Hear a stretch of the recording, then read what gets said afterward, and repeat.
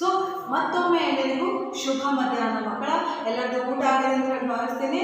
ಮಕ್ಕಳ, ನಿನ್ನೆ ತರಗತಿಯಲ್ಲಿ ನಾವು ಏನು ಪಾಠವನ್ನು ಅಭ್ಯಾಸ ಮಾಡ್ತಾ ಇದ್ವಿ?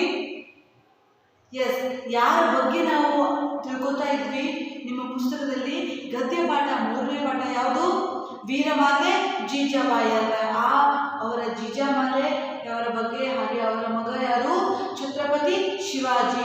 ಅವರ ಕುರಿತಾಗಿ ನಾವು ಕೆಲವೊಂದಿಷ್ಟು ವಿಷಯಗಳನ್ನು ತಿಳ್ಕೊಂಡ್ವಿ, ಹೌದಲ್ವಾ? ಎಸ್. ಹಾಗೆ ಇವತ್ತಿನ ದಿನ ನಾವು ಆ ಪಾಠದ ಮುಂದಿನ ಭಾಗವನ್ನು ನಾವು ಇವತ್ತಿನ ದಿನ ಅಭ್ಯಾಸ ಮಾಡಲಿಕ್ಕೆ ಬಿಟ್ಟಿದ್ದೇವೆ. ಯಾವ ಪಾಠ? ಪಾಠದ ಹೆಸರೇನು? ಎಸ್, ಗದ್ಯ ಪಾಠ.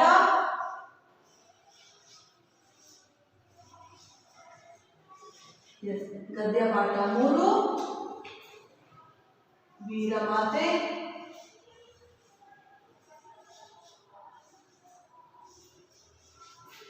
ಜೀಜಾಬಾಯಿ.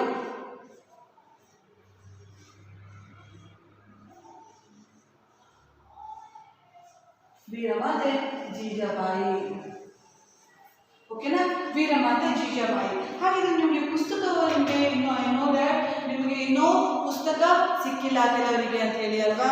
ಈ ಪಾಠದ ಕೆಲವೊಂದು ಪದಗಳ ಅರ್ಥಗಳನ್ನು ನಾನು ನಿಮಗೆ ಬರೆಸಿಕೊಟ್ಟಿದ್ದೀನಿ. ಇನ್ನೂ ಕೆಲವೊಂದು ಗೊತ್ತಾಗಿಲ್ಲ ಅಂತಂದಾಗ ನೀವು ಅದನ್ನು ಬರ್ಕೊಳ್ಬೋದು ಕೂಡ. ಆ ಪೇಜನ್ನು ಕೂಡ ನಾನು ನಿಮಗೆ ಶೇರ್ ಮಾಡಿದ್ದೀನಿ, ಹೌದಲ್ವಾ? ಎಸ್. ಸೊ ಹಾಗಿದ್ರೆ ನಿಮಗೆ ಕೊನೆಯ ಪುಟ, ಈ ಪಾಠದ ಕೊನೆಯ ಪುಟ ಯಾವುದು? ಒಂದು ನಿಮಿಷ, ಶೋ ಯು ದ್ಯಾಟ್. ಪಾಠವನ್ನು, ಪುಸ್ತಕವನ್ನು ಓಪನ್ ಮಾಡೋಣ.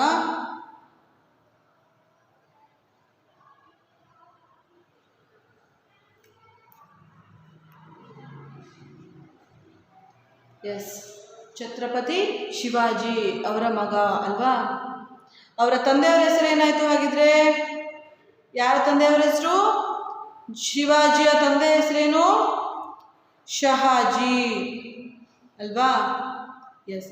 ಈ ಪೇಜನ್ನು ನಾವು ನಿನ್ನೆ ದಿನ ಅಭ್ಯಾಸ ಮಾಡ್ತಾ ಇದ್ವಿ, ಹೌದಲ್ವಾ? ಸೊ ಗಮನ ಬಿಟ್ಟು ಕೇಳಬೇಕು. ನಿನ್ನೆ ದಿನ ಏನು ಹೇಳಿದ್ದೆ? ಶಿವಾಜಿ ಚಿಕ್ಕ ವಯಸ್ಸಲ್ಲಿರುವಾಗಲೇ ಏನು ಮಾಡ್ತಾಳೆ? ವೀರಮಾತೆ ಜೀಜಾಬಾಯಿ ಪುಣೆಗೆ ಬಂದು ನೆಲೆಸ್ತಾಳೆ.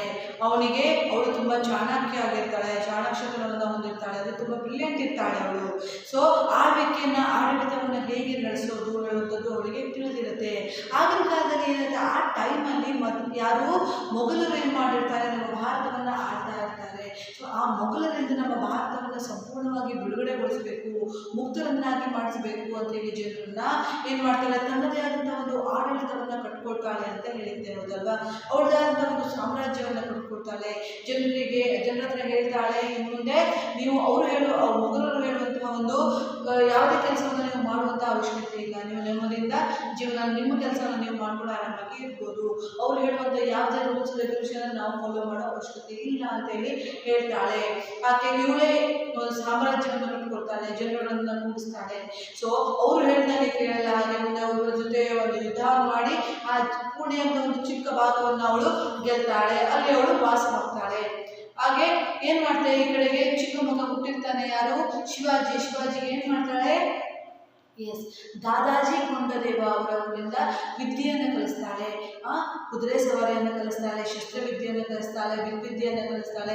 ಸೊ ಕತ್ತಿ ವರಸೆಯನ್ನು ಕಲಿಸ್ತಾಳೆ. ಹಲವಾರು ಯುದ್ಧ ಕಲೆಗಳನ್ನು ಅವಳು ಕಲಿಸ್ತಾಳೆ ಅವನಿಗೆ, ಓಕೆನಾ? ಸೊ ಅವರಿಂದ ಕಲಿಸ್ತಾಳೆ. ಹಾಗೆ ಇವಳು ರಾಮಾಯಣ ಮಹಾಭಾರತದಂತಹ ಒಂದು ಪುರಾಣ ಕಥೆಗಳನ್ನು ಅವನಿಗೆ ಹೇಳುವ ಮೂಲಕ ಒಳ್ಳೆಯ ಇದನ್ನು ಕಲಿಸ್ತಾಳೆ. ಮನಸ್ಸಿನಲ್ಲಿ ಒಂದು ಧೈರ್ಯದ ಭಾವನೆಯನ್ನು, ಹಾಗೆ ಶಕ್ತಿಯ ಮನೋಭಾವನೆ, ಸಾಹಸಕತೆಗಳನ್ನು ಹೇಳ್ತಾಳೆ.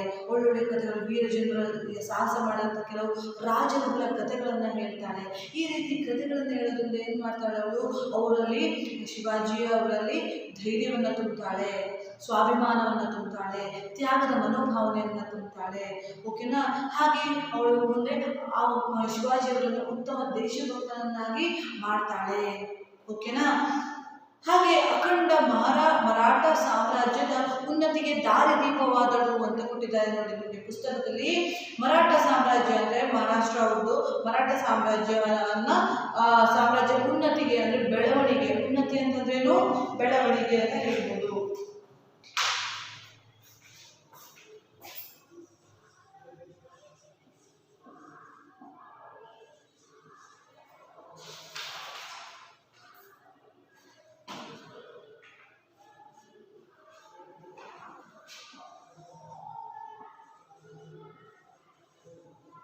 ಬೆಳವಣಿಗೆ ಅಂತ ಹೇಳ್ಬೋದು, ಅಥವಾ ಗಿರಿಮೆ ಅಂತ ಹೇಳ್ಬೋದು.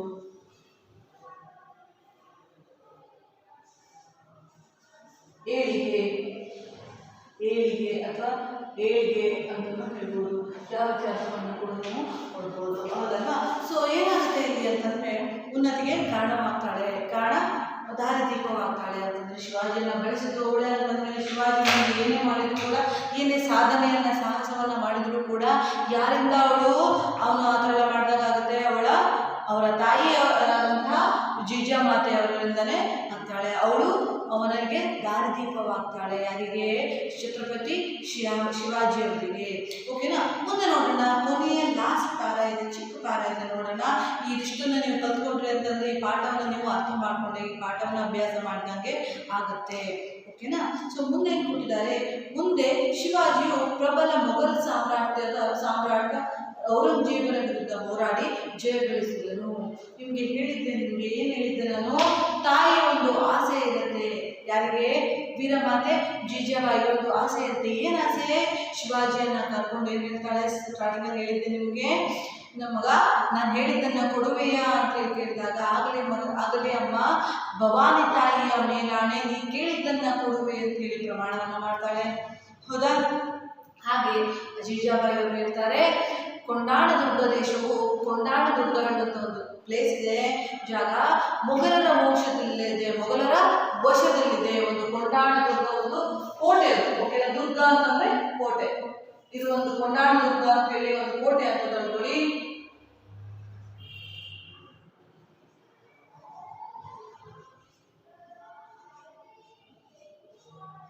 ಓಕೆನಾ? ಇದು ಕೋಟೆ ಅಂತ ಹೇಳ್ತಾರೆ ಅನ್ಕೊಳ್ಬೇಡಿ. ಒಂದು ಕಾಲಮ್ ಹಾಕಿದ್ದೀನಿ ಅಂತಂದ್ರೆ ಇದು ಕೋಟೆ ಅಂತಂದ್ರೆ ಈ ಕೊಂಡಾಣದುರ್ಗವು ಯಾರ ವಶದಲ್ಲಿದೆ? ಮೊಘಲರ ವಶದಲ್ಲಿದೆ. ಮೊಘಲ್ ಅಂತಂದ್ರೆ ಎಲ್ಲಿಂದ ಬಂದವರು ಅಂತಂದಿದ್ದೀನಿ ನಾನು? ಅಫ್ಘಾನಿಸ್ತಾನದಿಂದ ಬಂದವರು ಅಂತ ಹೇಳಿದ್ದೆ, ಹೌದಾ? ಅಫ್ಘಾನಿಸ್ತಾನ, ಪಾಕಿಸ್ತಾನ, ಅಫ್ಘಾನಿಸ್ತಾನ ಅಂತ ಹೇಳಿ ಹೇಳಿದ್ದೆ ನಿಮಗೆ, ಯಾವ ಭಾಗದಲ್ಲಿದೆ ಅಂತ ಕೂಡ ಹೇಳಿದ್ದೆ, ಹೌದಲ್ಲ? ಸೊ ಕೊಂಡಾಣದುರ್ಗವು ಮೊಘಲರ ವಶದಲ್ಲಿದೆ. ಈ ಮೊಘಲರಲ್ಲಿ ಯಾರು?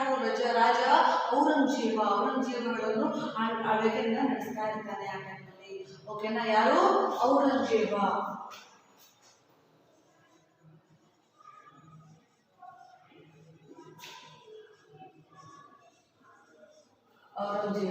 ಮೊಘಲರ ವಂಶದಲ್ಲಿ ಮೊಘಲರ ಸಾಮ್ರಾಟನಾಗಿರ್ತಾನೆ ಅವನು. ಓಕೆನಾ? ಯಾರೇನು? ಮೊಘಲರ ಆ ಟೈಮಲ್ಲಿ ಮೊಘಲರ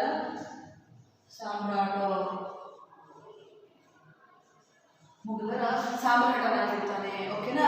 ಸೊ ಏನಾಗುತ್ತೆ? ಅವರ ವಿರುದ್ಧ ಹೋರಾಡಬೇಕು ಅಂತಂದ್ರೆ ಶಿವಾಜಿಯವರು ಡೈರೆಕ್ಟ್ ಆಗಿ ರಾಜ ಹೋಗ್ತಾನ, ಈ ಕಡೆ ಕೂಡ ರಾಜ ಹೋಗಲ್ಲ. ರಾಜನ ಕೆಳಗಡೆ ಕೆಲಸ ಮಾಡುವಂತಹ ಹಲವಾರು ಅಧಿಕಾರಿಗಳು ಇರ್ತಾರೆ, ಪ್ರಬಲರು ಇರ್ತಾರೆ, ತುಂಬಾ ವೀರರು ಕೂಡ ಇರ್ತಾರೆ, ವೀರರಾಜರು ಕೂಡ ಇರ್ತಾರೆ. ಇಲ್ಲಿ ಏನಾಗುತ್ತೆ ಅಂತಂದ್ರೆ ಈ ತಾಯಿಯ ಹೇಳಿದಂತೆ ಒಂದು ಪ್ರಮಾಣವನ್ನ ಮಾಡಿದ್ದಾನೆ. ಈ ಕೊಂಡಾಣದುರ್ಗವನ್ನ ಏನ್ ಮಾಡ್ಬೇಕು? ಗೆಲ್ಲಬೇಕು ಶಿವಾಜಿ. ಓಕೆನಾ? ಶಿವಾಜಿ ಇದನ್ನ ಗೆಲ್ಲಬೇಕು ಅಂತಂದ್ರೆ ಇವರೊಂದಿಗೆ, ಈ ಔರಂಗಜೇಬನೊಂದಿಗೆ ಏನ್ ಮಾಡ್ಬೇಕು? ಯುದ್ಧ ಮಾಡ್ಬೇಕು. ಯುದ್ಧ ಮಾಡ್ಲಿಕ್ಕೆ ಏನ್ ಮಾಡ್ತಾನೆ ಅಂತಂದ್ರೆ ಸುಲಭವಾಗಿರಲಿಲ್ಲ ಈ ಕೊಂಡಾಣದುರ್ಗವನ್ನ ಪ್ರವೇಶಿಸುವುದಂತಂದ್ರೆ. ಈ ಒಂದು ಕೋಟೆ, ದುರ್ಗ ಅಂದ್ರೆ ಕೋಟೆ, ಈ ಕೋಟೆಯನ್ನ ಪ್ರವೇಶಿಸುವುದು ಅಷ್ಟೊಂದು ಸುಲಭ ಆಗಿರಲಿಲ್ಲ. ಹೇಗಿತ್ತು ಅಂತಂದ್ರೆ ಈ ಕೋಟೆಯ ದ್ವಾರ ಅಂದ್ರೆ ಕಟ್ಟಡ ಕೋಟೆ ಹೇಗಿತ್ತು ಅಂದ್ರೆ ಒಂದು ಎತ್ತರವಾದಂತಹ ಒಂದು, ಎಷ್ಟು ಎತ್ತರವಾಗಿತ್ತು ಅಂತಂದ್ರೆ 1300ಕ್ಕೂ ಹೆಚ್ಚು ಎತ್ತರ ಇತ್ತು ಕೋಟೆ. ಹೇಗೆ ಕಟ್ಟಲಾಗಿತ್ತು? 1300ಕ್ಕೂ ಹೆಚ್ಚು ಎತ್ತರವಾಗಿತ್ತಂತೆ ಆ ಕೋಟೆ. ಓಕೆನಾ? ಸೊ ಏನಾಯ್ತು ಅಂತಂದ್ರೆ ಈ ಕೋಟೆ ಇಷ್ಟು ಎತ್ತರವಾಗಿತ್ತು ಅಂತಂದ್ರೆ ಅಲ್ಲಿ ಹೋಗ್ಲಿಕ್ಕೆ, ಈ ಕೋಟೆ ಇದೆಯಲ್ಲ, ಈ ಕೊಂಡಾಣದುರ್ಗ ಒಂದು ಕೋಟೆ ಹೇಳಿದ್ದೆ ನಿಮಗೆ. ಈ ಕೋಟೆ ಎಷ್ಟೆಷ್ಟು ಇತ್ತು? 1300ಕ್ಕೂ ಹೆಚ್ಚು ಎತ್ತರ ಇತ್ತು ಅಂತ ಹೇಳಾಯ್ತು. ಹಾಗೆ ಈ ಕೋಟೆಗೆ ಹೋಗೋದು ಅಷ್ಟೊಂದು ಸುಲಭನ? ಈ ಕೋಟೆಗೆ ಬರೀ 3 ದಾರಿ ಇತ್ತಂತೆ. ಓಕೆನಾ? ಹೋಗ್ಲಿಕ್ಕೆ 3 ದಾರಿ. ಯಾವ್ಯಾವುದು? ಒಂದು ಪ್ರಮುಖ ಮಹಾದ್ವಾರ ಅಂದ್ರೆ ಡೈರೆಕ್ಟ್ ಆಗಿ ಎದುರುಗಡೆಯಿಂದನೇ ಹೋಗ್ಬೇಕು ಆ ಕೋಟೆಗೆ, 3 ದಾರಿ. ಓಕೆನಾ? ಎರಡನೇದೇನಾಗಿತ್ತು ಅಂದ್ರೆ ಈ ಕೋಟೆ ಸುತ್ತಲೂ ಏನಾಗಿತ್ತು? ಬಯಲಿತ್ತು. ಬಯಲು ಅಂತಂದ್ರೆ ಖಾಲಿ ಇರುವಂತ ಜಾಗ, ಯಾವುದೇ ಗಿಡ ಮರಗಳಾಗಿರ್ಬೋದು ಯಾವುದೇ ಇಲ್ಲ. ಅಂದ್ರೆ ದೂರದಲ್ಲಿದ್ರು ಕೂಡ ಸುತ್ತಲೂ ಒಂದು ಕೋಟೆ ಅಂತಂದ್ರೆ, ಇದು ಕೋಟೆ ಅಂತಂದ್ರೆ ಇಲ್ಲಿ ಸುತ್ತಲೂ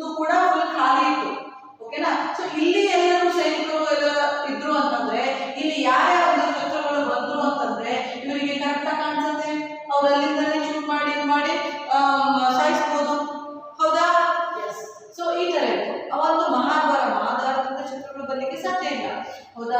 ಅಂದ್ರೆ ಅಟ್ಯಾಕ್ ಮಾಡ್ಲಿಕ್ಕೆ ದಾಳಿ ಮಾಡ್ಲಿಕ್ಕೆ ಸಾಧ್ಯನೇ ಇಲ್ಲ. ಬಯಲಿಂದ ಇವಾಗ ಬರೋಕ್ಕಾಗಲ್ಲ, ಬಂದ್ರೆ ಏನಾಗುತ್ತೆ ಒಳಗಡೆ ಹೋಗೋತನ ಅವ್ರನ್ನ ಜೀವಂತ ಬಿಡಲ್ಲ, ಸಾಯಿಸಿ ಹಾಕಿಬಿಡ್ತಾರೆ. ಹೌದಾ? ಹಾಗೆ ಇನ್ನೊಂದು ದಾರಿ ಅಂತಂದ್ರೆ ಈ ಕೋಟೆಯ ಗೋಡೆಗಳಿದೆ ಅಲ್ಲ, ಮೇಲೆ 1300ಕ್ಕೂ ಹೆಚ್ಚು ಎತ್ತರವಾಗಿತ್ತು ಅಂತ ಹೇಳಿದೆ. ಅಷ್ಟು 1300ಕ್ಕೂ ಹೆಚ್ಚು ಎತ್ತರ ಗೋಡೆಗಳನ್ನು ಹತ್ತಲಿಕ್ಕೆ ಸಾಧ್ಯವಿದೆ ಸಾಮಾನ್ಯ ಜನರ ಹತ್ರ, ವಿತೌಟ್ ಎನಿ ಸಪೋರ್ಟ್ ಇಲ್ದೇನೆ, ಯಾವುದೇ ಒಂದು ಸಪೋರ್ಟ್ ಇಲ್ದೇನೆ ಹತ್ತಕ್ಕೆ ಸಾಧ್ಯ ಇಲ್ಲ. ಆವಾಗ ಏನ್ ಮಾಡ್ತಾನೆ ಅಂತಂದ್ರೆ ಶಿವಾಜಿ ಏನ್ ಮಾಡ್ತಾನೆ, ಶಿವಾಜಿಯ ಆಪ್ತ ಮಿತ್ರ ಯಾರು, ಶಿವಾಜಿಯ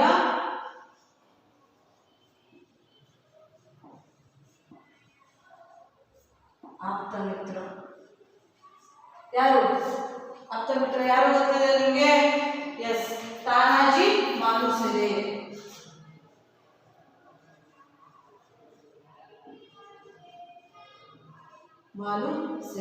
ತಾನಾಜಿ ಮಾಲುಸರೆ ಅವರು ಏನ್ ಮಾಡ್ತಾರೆ, ಇವರನ್ನ ಆಪ್ತ ಮಿತ್ರ ತಾನಾಜಿ ಮಾಲುಸರೆಯನ್ನ ಕಳಿಸ್ತಾರೆ ಇವರು ಶಿವಾಜಿಯವರು ಕಳಿಸ್ತಾರೆ ಯುದ್ಧಕ್ಕೆ. ಔರಂಗಜೇಬನೊಂದಿಗೆ ಯುದ್ಧ ಮಾಡಲಿಕ್ಕೆ ಏನ್ ಮಾಡ್ತಾರೆ ಶಿವಾಜಿ ಆಪ್ತ ಮಿತ್ರ ತಾನಾಜಿ ಮಾಲುಸರೆ.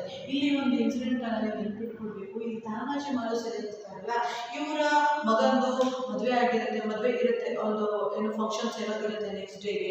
ಆದ್ರೂ ಕೂಡ ಇವರು ತಾನು ಹೋಗ್ತೀನಿ, ತುಂಬಾ ವೀರನಾಗಿರ್ತಾನೆ, ಪ್ರಬಲನಾಗಿರ್ತಾನೆ, ತುಂಬಾ ಯುದ್ಧಗಳನ್ನ ಗೆದ್ಕೊಂಡು ಬಂದಿರ್ತಾನೆ. ಸೊ ಹಾಗಾಗಿ ನಾನೇ ಬೇಕಾದ್ರೆ ನೀನು ಯಾಕೆ ಹೋಗ್ತೀಯಾ ಅಂತ ಹೇಳ್ಕೊಂಡು ಇವರು ತಾನಾಜಿ ಮಾಲುಸರೆ ಯುದ್ಧಕ್ಕೆ ಹೋಗ್ತಾನೆ. ಯಾರೊಂದಿಗೆ ಯುದ್ಧ ಮಾಡ್ತಾನೆ ಇಲ್ಲಿ ಅಂತಂದ್ರೆ ಈ ಔರಂಗಜೇಬ್ ಏನ್ ಮಾಡ್ತಾನೆ, ಈ ಔರಂಗಜೇಬ್ ಉದಯಭಾನು ರಾಥೋಡ್ ಅಂತ ಹೇಳುವವರನ್ನ ಕಳಿಸ್ತಾರೆ. ಅಲ್ಲಿ ಆಟಿಕೆನ ನಡೆಸ್ತಾ ಇರ್ತಾನೆ, ಕೊಂಡಾಡುವುದರಲ್ಲಿ ಇರ್ತಾನೆ. ಅವನು ಯಾರನ್ನ ಕಳಿಸ್ತಾನೆ, ತಾನಾಜಿ ಮಾಲುಸರೆ ಯಾರಂತ ಕಟ್ ಮಾಡೋದು, ಉದಯಭಾನು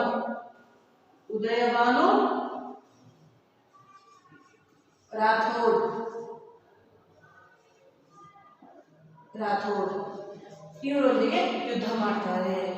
ಓಕೆ, ತಾನಾಜಿ ಅಂತ ಇವರೊಂದಿಗೆ ಯುದ್ಧ ಮಾಡ್ತಾರೆ.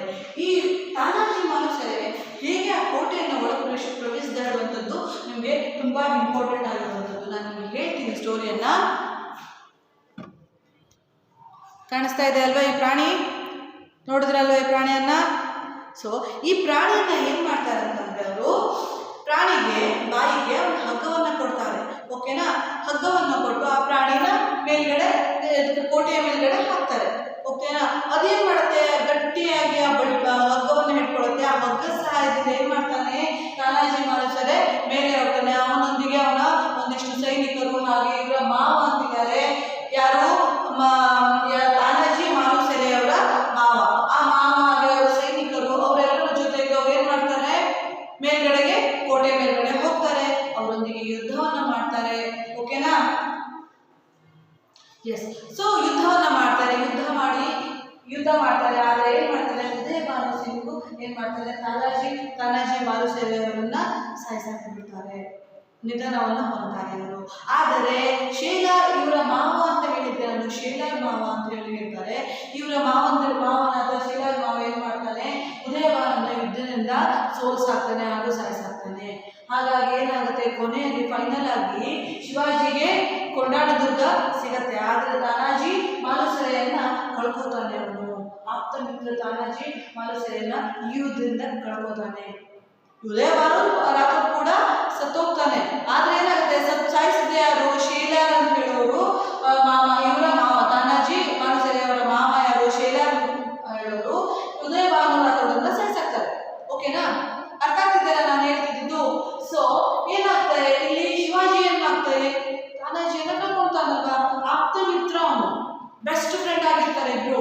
ಸೊ ತಾನಾಜಿ ಮಾಲುಸರೆ ಸುತ್ತೋಗ್ತಾನೆ ಅಂತ ಅನ್ಕೊಂಡು, ಸೊ ಇವರು ನಿಧನ ಹೊಂದ ಮೇಲೆ ಇದು ಕೊಂಡಾಡುದುರ್ಗ ಅನ್ನೋದೊಂದು ಪ್ಲೇಸ್ ಅಂತ ಹೇಳಿದ್ದೆ ಅಲ್ವಾ. ಈ ತಾನಾಜಿ ಮಾಲುಸರೆ ಬಗ್ಗೆ ಹೇಳ್ಬೇಕಂತಂದ್ರೆ ಸಿಂಹದ ಅಷ್ಟೇ ಶಕ್ತಿಯನ್ನ ಹೊಂದಿರುವಂತಹ ಒಬ್ಬ ವ್ಯಕ್ತಿ ಆಗಿರ್ತಾನೆ. ಹಾಗೆ ಸಿಂಹದ ಹಾಗೆ ಒಂದು ದಾಳಿಯನ್ನ ಮಾಡುವಂತಹ ಒಂದು ಪವರನ್ನು ಹೊಂದಿರುತ್ತೆ ಅವರಿಗೆ. ಸೊ ಹಾಗಾಗಿ ಅವನಿಗೆ ಸಿಂಹ ಅಂತ ಹೇಳಿ ಕರೀತಾ ಇರ್ತಾರೆ. ಸೊ ಅದಕ್ಕೆ ಏನಾಗುತ್ತೆ, ಈ ಕೊಂಡಾಡುದುರ್ಗ ಮುಂದೆ ಏನಂತ ಕರೀತಾರೆ, ಈ ಕೋಟೆಗೆ ಇವನು ಶಿವಾಜಿ ಗೆದ್ದ ಮೇಲೆ ಇದಕ್ಕೆ ಏನಂತ ಹೇಳ್ತಾನೆ, ಸಿಂಹಗಢ ಅಂತ ಹೇಳಿ ಹೆಸರಿಡ್ತಾನೆ. ಅಂದ್ರೆ ಇವನ ನೆನಪಿಗಾಗಿ ಸಿಂಹಗಢ ಅಂತ ಹೇಳಿ ಈ ಕೋಟೆಗೆ ಹೆಸರಿಡ್ತಾನೆ. ಓಕೆನಾ? ಸೊ ಸಿಂಹ ಅಂತಂದ್ರೆ ಗೊತ್ತಿದೆ. ಗಡ ಗಡ ಅಂತಂದ್ರೆ ಏನು? ಗಡ ಅಂತಂದ್ರೆ ಕೋಟೆ. ಓಕೆನಾ? ಸಿಂಹದ ಕೋಟೆ ಅಂದ್ರೆ ಅವನು ಗೆದ್ದದ್ದ, ಅವನು ಸಾವನೆ ಗೆದ್ದಿದ್ದು ಅಂತ ಹೇಳಾಗಿ ಸಾಯಿಸಿದ್ದು ಇವನನ್ನಾದ್ರೂ ಅವನು ಅನ್ಯಕಾಲ ಮಾಡಿದ್ದು, ಆ ಥರ ಪ್ಲಾನ್ ಮಾಡಿದ್ದು ಎಲ್ಲ ಅವನೇ ಆಗಿರ್ತಾನೆ. ಸೊ ಹಾಗಾಗಿ ಇದಕ್ಕೆ ಸಿಂಹಗಢ. ಇವಾಗಲೂ ಕೂಡ ಮಹಾರಾಷ್ಟ್ರದಲ್ಲಿ ಈ ಪ್ಲೇಸನ್ನು ನೀವು ನೋಡ್ಬಹುದು. ಓಕೆನಾ? ಇದಿಷ್ಟು ನಿಮಗೆ ಸಾಕು. ಸೊ ಕೊಂಡಾಣ ದುರ್ಗವನ್ನ ಶಿವಾಜಿ ಗೆಲ್ತಾನೆ. ಹಾಗೆ ಏನ್ ಮಾಡ್ತಾನೆ ಅವನು? ಈ ಪುಸ್ತಕದಲ್ಲಿ ನೀವು ನೋಡ್ಬೋದು, ಔರಂಗಜೇಬನ ವಿರುದ್ಧ ಅಂದ್ರೆ ಡೈರೆಕ್ಟ್ ಆಗಿ ಶಿವಾಜಿ ಯಾರ ಜೊತೆಗೆ ಯುದ್ಧ ಮಾಡ್ದಂಗಾಯ್ತು, ಇಂಡೈರೆಕ್ಟ್ ಆಗಿ ಡೈರೆಕ್ಟ್ ಆಗಿ ಯುದ್ಧ ಮಾಡದೇ ಇದ್ರು ಕೂಡ ಇವನ ಕಡೆಯಿಂದ ಉದಯಭಾನು ಸಿಂಗ್ ರಾಠೋಡ್ ಕಳಿಸ್ತಾರೆ. ಹಾಗೆ ಶಿವಾಜಿ ಕಡೆಯಿಂದ ತಾನ್ಸೇನ್ ಮಾಲುಸರಿಯನ್ನ ಕಳಿಸ್ತಾರೆ. ಆದ್ರೆ ಇವರಿಬ್ಬರು ಸುತ್ತೋಗ್ತಾರೆ.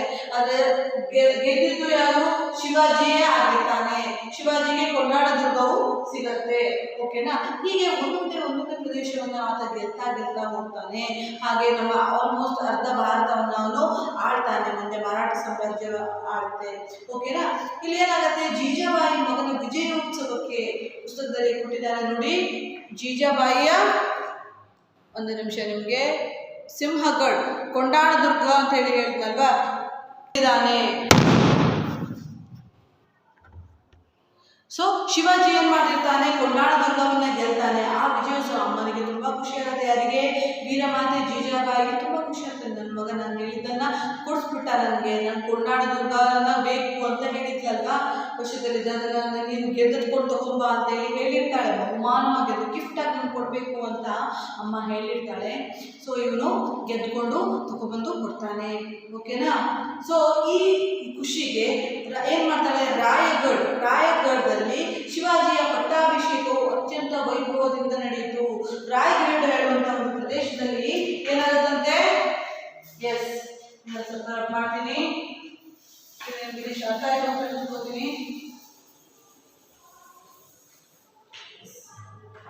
ರಾಯಗಢದಲ್ಲಿ ಏನಾಗುತ್ತೆ? ಪಟ್ಟಾಭಿಷೇಕ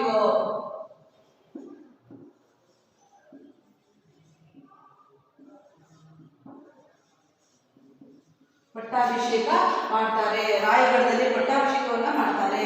ಓಕೆನಾ? ರಾಯಗಢ ಕೋಟೆ, ರಾಯಗಢ ಅಂತಂದ್ರೆ ಕೋಟೆ, ಗಢ ಅಂತಂದ್ರೆ ಕೋಟೆ ಅಂತ ಹೇಳಿದೆ. ಆ ಕೋಟೆಯಲ್ಲಿ ಅವರ ಪಟ್ಟಾಭಿಷೇಕವನ್ನ ಮಾಡ್ತಾರೆ. ಸ್ವಾಮಿ ರಾಮದಾಸರು ಬಂದು ತಮ್ಮ ಹಸ್ತದಿಂದ ಶಿವಾಜಿಗೆ ಮುಕುಟಧಾರಣೆಯನ್ನ ಮಾಡ್ತಾರೆ. ಈ ರಾಯಗಢ ಅನ್ನೋ ಒಂದು ಕೋಟೆ ಆಯ್ತಾ? ಈ ಕೋಟೆಯನ್ನ ಯಾರು ಕಟ್ಟಿಸಿದ್ದು ಅಂತ ಹೇಳ್ಕೊತಾ? ಈ ಕೋಟೆಯನ್ನ ಕಟ್ಸಲಿಕ್ಕೆ ಹೇಳ್ತಾನೆ ಶಿವಾಜಿ. ಯಾರ ಹತ್ರ? ಯಾವ ಇಂಜಿನಿಯರ್? ಕೋಟೆಯನ್ನ ಕಟ್ಸೋದು ಇಂಜಿನಿಯರ್ ಅಲ್ವಾ? ಸೊ ಯಾವ ಇಂಜಿನಿಯರ್ ಅಂತಂದ್ರೆ ಈ ಕೋಟೆಯನ್ನ ಕಟ್ಟಿಸಿದವರು ಯಾರು ಗೊತ್ತಾ? ಹಿರೋಜಿ ಇಂದುಲೇಕರ್.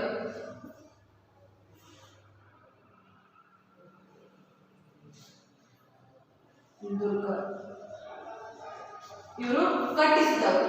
ಓಕೆನಾ?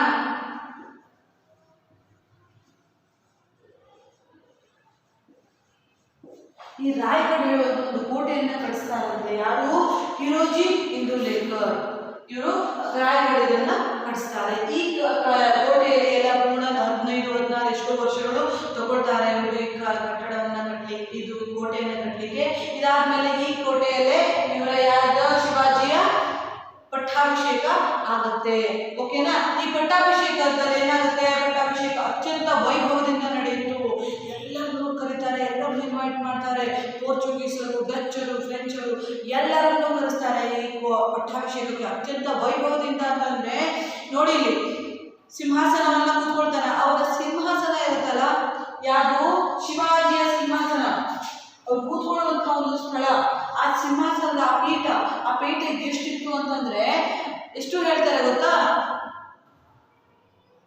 ಎಸ್, ಎಷ್ಟು ಚಿನ್ನಗಳಿಂದ, ಎಷ್ಟು ಕೆಜಿ ಚಿನ್ನಗಳಿಂದ ಏನ್ ಮಾಡಿರ್ತಾರೆ?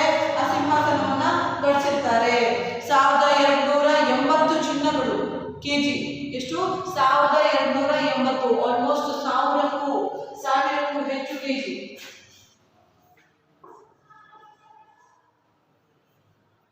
ಒಂದು 1000ಕ್ಕೂ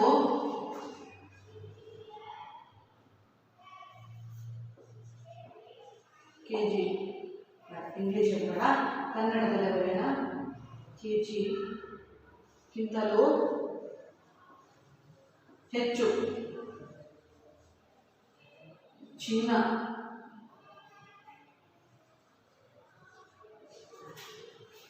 ಚಿನ್ನದಿಂದ ಸಿಂಹಾಸನದ ನಿರ್ಮಾಣ.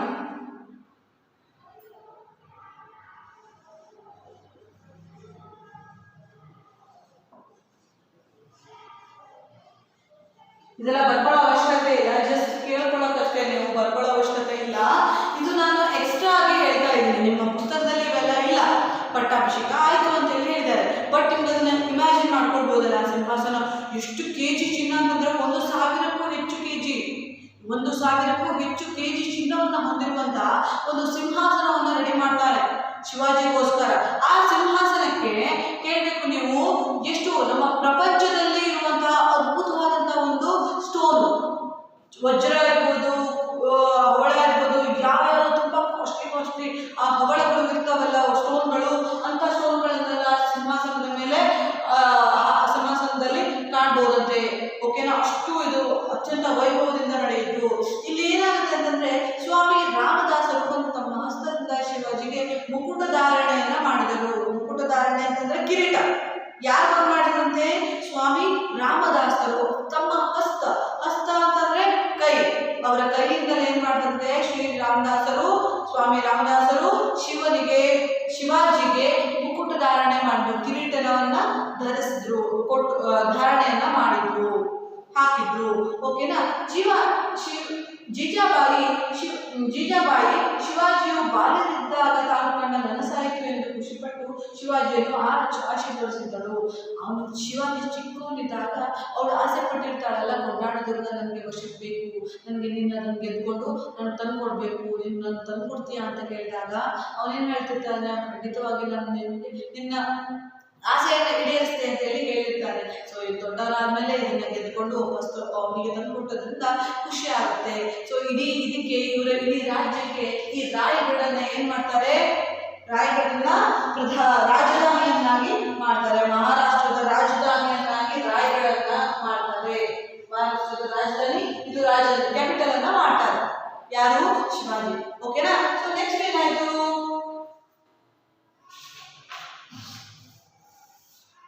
ಎಸ್, ಮಾತಿನಂತೆ ಅನಿಸಿಕೊಳ್ಳು. ಅವಳು ಕೂಡ ರಾಜಮಾತೆ ಅಂತ ಹೇಳಿ ಅಂದ್ಕೊಂಡು ರಾಜನಿಗೆ ರಾಜಮಾತೆ ಅಂತ ಹೇಳಿ ಅನ್ಸ್ಕೊಳ್ತಾಳೆ. ಯಾರು? ಜೀಜಾಮಾತೆ. ಓಕೆನಾ.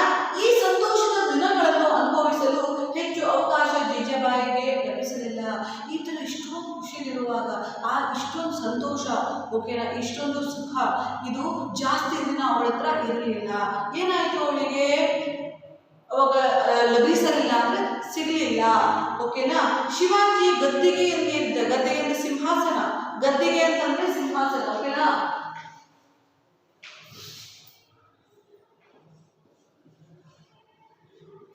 ಗದ್ದಿಗೆ ಸಿಂಹಾಸನ, ಗದ್ದಿಗೆಯನ್ನೇರಿದ ಅಂದ್ರೆ ಸಿಂಹಾಸನವನ್ನ ಏರಿದ ಮರುಗಳಿಗೆ ಅಲ್ಲ, ಸ್ವಲ್ಪ ದಿನದಲ್ಲಿ, ಕೆಲವೇ ದಿನಗಳಲ್ಲಿ ಹಾಸಿಗೆಯನ್ನ ಹಿಡಿದಳು.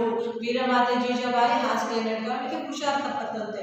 ಓಕೆನಾ. ಸುಮಾರು 80 ವರ್ಷಗಳ ಕಾಲ ಜೀವಿಸಿದ್ದ ಜೀಜಾಬಾಯಿ, 80 ವರ್ಷಗಳ ಕಾಲ ಅವಳು ಜೀವಿಸಿದ್ದಂತೆ ಜೀಜಾಬಾಯಿ ಮರಾಠರ ಅಭ್ಯುದಯ ಕಂಡಳು. ಮರಾಠರ ಅಭ್ಯುದಯ ಅಂತಂದ್ರೆ ಒಳ್ಳೆ ಉತ್ತಮ ಬೆಳವಣಿಗೆಯನ್ನ ಆಕೆ ನೋಡಿರ್ತಾಳೆ. ಅನಂತರ ರಾಯಗಢದ ಬಳಿ ಇರುವ ಪಾಚಾಡ ಎಂಬ ಹಳ್ಳಿಯಲ್ಲಿ, ರಾಯಗಢದ ಬಳಿ ಇರುವ ಪಾಚಾಡ ಎನ್ನುವಂತ ಒಂದು ಹಳ್ಳಿಯಲ್ಲಿ ನಿಧನ ಆಗ್ತಾಳೆ. ಎಷ್ಟರಲ್ಲಿ? ಕ್ರಿಸ್ತಶಕ 1474ರಲ್ಲಿ ನಿಧನ ಆಗ್ತಾಳೆ. 1474ರಲ್ಲಿ ಆಕೆ ಏನ್ ಮಾಡ್ತಾಳೆ? ನಿಧನ ಆಗ್ತಾಳೆ. ಇಲ್ಲಿಗೆ ಈ ವೀರಮಾತೆ ಜೀಜಾಬಾಯಿಯವರ ಪಾಠ ಕಂಪ್ಲೀಟ್ ಆಗುತ್ತೆ. ಇಲ್ಲಿ ನಿಮ್ಗೆ ಇನ್ನೂ ಒಂದು ಹೇಳಬೇಕು. ಗಢ ಅಂತಂದ್ರೆ ಕೋಟೆ ಅಂತ ಹೇಳಿದೀನಿ ನಿಮಗೆ. ಛತ್ರಪತಿ ಅಂತ ಹೇಳಿ ಯಾಕೆ ಕರೀತಾರೆ ಅಂತ ಹೇಳಿ, ಶಿವಾಜಿ ಛತ್ರಪತಿ ಅಂತ ಹೇಳಿ ಹೆಸರು ಹಾಕಿದ್ದಾರೆ ಕೈಲಿ. ಯಾಕೆ ಕರೀತಾರೆ ಛತ್ರಪತಿ ಅಂತ ಹೇಳಿ? ಯಾಕೆ ಕರೀತಾರೆ? ಯಾಕೆ ಕರೀತಾರೆ? ಇಲ್ಲಿ ಬರೀತೀನಿ ನೋಡಿ, ಬರೀದಿನ್ನೆಲ್ಲ ಮಾಡ್ತಿದ್ದೀನಿ.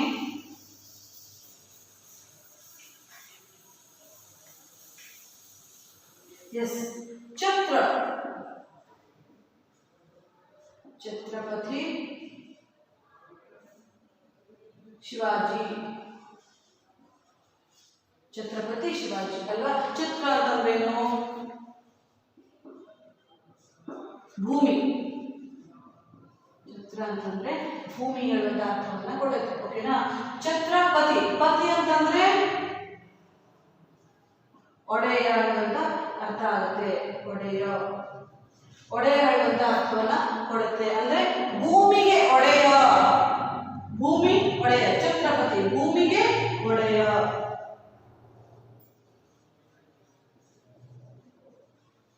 ಒಡೆಯ ಯಾರು? ಶಿವಾಜಿ. ಅವನಿಗೆ ಈ ರೀತಿ ಬಿರುದನ್ನ ಬರುತ್ತೆ. ಛತ್ರಪತಿ ಶಿವಾಜಿ ಹೇಳುವಂತ ಒಂದು ಬಿರುದನ್ನ ಅವನಿಗೆ ಸಿಗತ್ತೆ. ಮಕ್ಕಳ, ನಿಮಗೆ ಈ ಪಾಠ ಅರ್ಥ ಆಗಿದೆ ಅಂತ ಹೇಳಿ ನಾನು ಭಾವಿಸ್ತೀನಿ. ಏನಾದರೂ ಡೌಟ್ಸ್ ಇದೆಯಾ? ಡೌಟ್ಸ್ ಇದ್ರೆ ನೀವು ಇವಾಗಲೇ ಕೇಳ್ಬೋದು.